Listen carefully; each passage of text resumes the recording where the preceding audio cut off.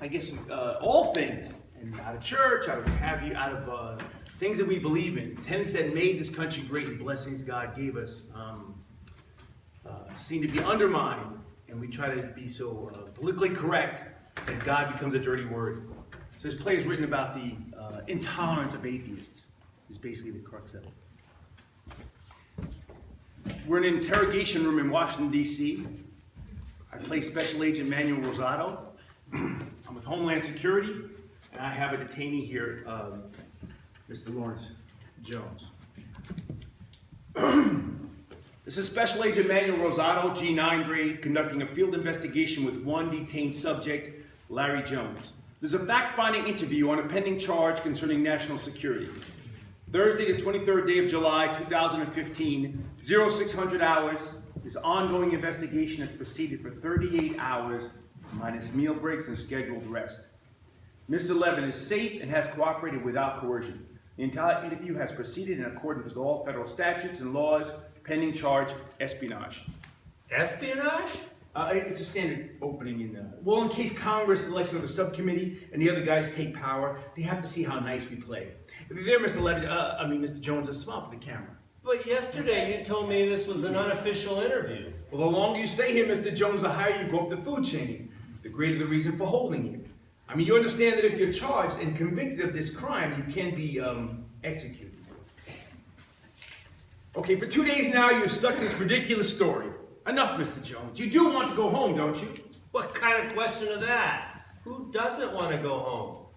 But espionage, that's like the Rosewaters. They're spies. I'm Larry Jones from Clifton Park. I sell urinals. Mr. Jones. Wholesale. Mr. Jones. Call me Larry. The only time anyone ever called me Mr. Jones was in the principal's office when my daughter Iris got in a fist fight in the 2nd grade.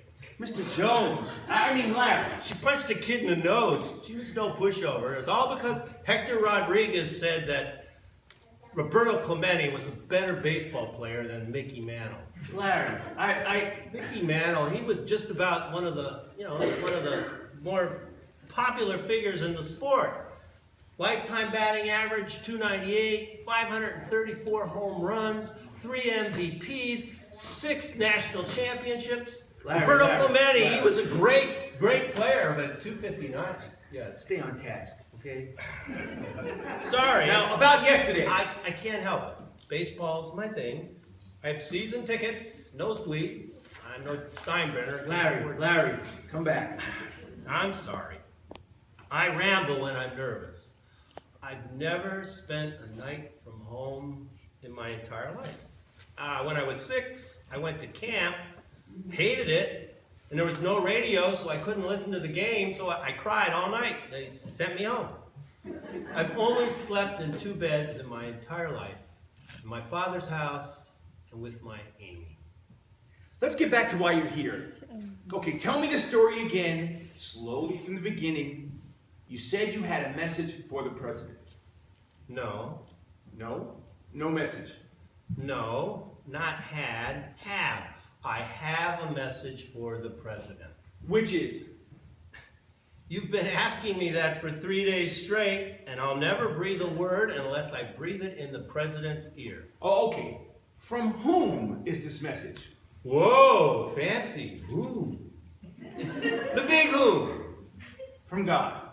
Yeah, so now you understand. You believe me, so I can go home. No, please. I'm just repeating what you said. There is no big whom. I'm an atheist. Since when? Atheists, isn't that the ones that believe there's absolutely no God, above us only sky, John Lennon and all that? How long? How do you know these things? Wait, how long what? How long have you been an atheist? No one's born an atheist. They're embarrassed. They lose faith, or maybe they go to college and study philosophy or smoke pot and poof, no more God. But when I was 8, my father got prostate cancer and he wouldn't go for treatment. You see, my family was hardcore